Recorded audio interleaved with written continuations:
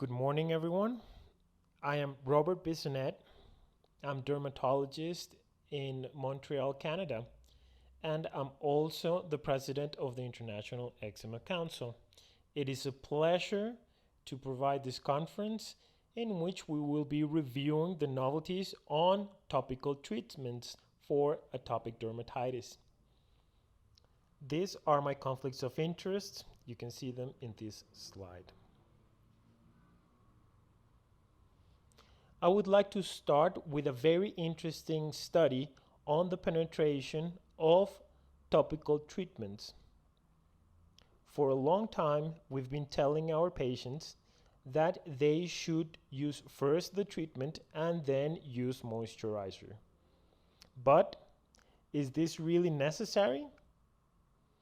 In this study that was conducted ex vivo, researchers used abdominal skin to measure the penetration of crisaboro, an inhibitor of PED4, when it is used before or after moisturizer. When the treatment was used after the moisturizer, we can see a reduction of penetration of almost 75%. In my personal opinion, it's very important to tell and reiterate each visit to our patients that they should use the treatment after the moisturizer. I personally don't do it enough. This is very important when we're using low potential corticosteroids and inhibitors or crisaboro. Now that we're talking inhibitors, there was a very important study conducted and published in 2020 regarding the safety of tacrolimus. Over 8,000 patients with atopic dermatitis became part of the register of a 10-year register to study the effects of tacrolimus, especially the cancer risk.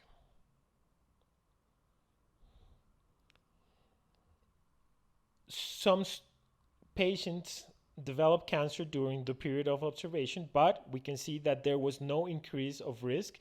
The standardized incidence ratio compared between the observed cases and the expected cases was of 1.01. Now we're going to go back to crisaboro. It is a PED4 inhibitor that is approved in Canada and the United States. From my understanding, it's still not approved in Latin America, but you should eventually find it. In our research center, we conducted a study to compare the effects of topical crisaboro and the vehicle on pruritus and the expression on lesions from atopic dermatitis. The two products were applied on two different skin areas on the same patients twice a day, and all the applications were done at the research center.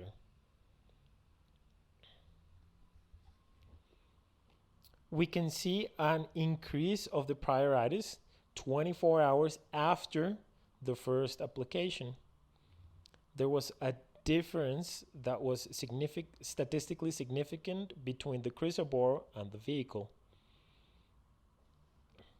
We can also see a decrease of the lesions after 1 week of treatment. The crisaboro was very well tolerated. Some patients might experience a sensation of burning, especially when used on the face. In the next few years, we will see very interesting things, and they're going to be very exciting for patients with eczema and also for the physicians treating these patients. There are many new topical products that are on phase 3 or that have been recently approved in some countries. These products include JAK inhibitors, PDE4 inhibitors, AHR modulating agents, and TRPV1 antagonists. For instance, ruxolitinib topical is a JAK inhibitor and it's been approved in the United States. Phase 3 compared ruxolitinib with a placebo for 8 weeks. As you can see in this slide, over 50% of the patients were clear or almost clear by week 8 with ruxolitinib at 1.5%. That's the blue line. The effectiveness of this product is outstanding. It's also very efficient for pruritus, as you can see in the lower graphs of this slide. Another example, it's roflumilast. It's a PDE4 inhibitor, and it's more potent than crisaborole in vitro. Currently is in phase 3.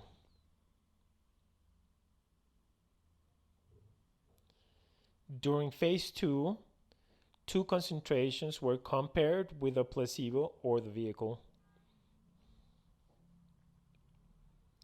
Over 50% of the patients were cleared or almost clear by week 4, compared to 31% of the patients that received the vehicle.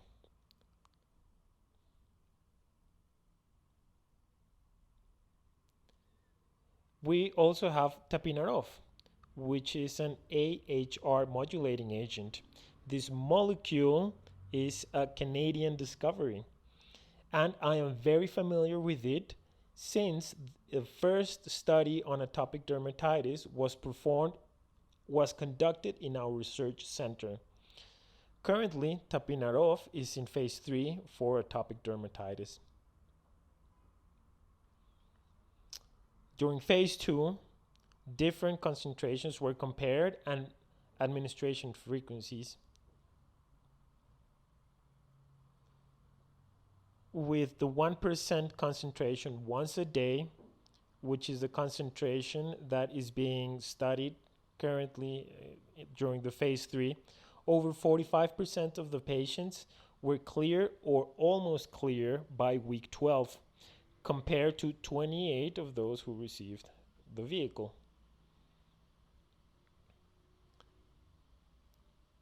We can also see asivatrep, which is a TRPV1 antagonist. This product was, the phase 3 was performed in Korea, and after 8 weeks of treatment, 36% of the patients that received asivatrep were clear or almost clear, compared to 12% of the patients that received the vehicle. Unfortunately, I only have 10 minutes for my presentation. There are a lot more we can talk about, a lot of more products that are being developed. There are groups of companies that are studying the effects of mixtures of products that can be used in creams for atopic dermatitis treatment.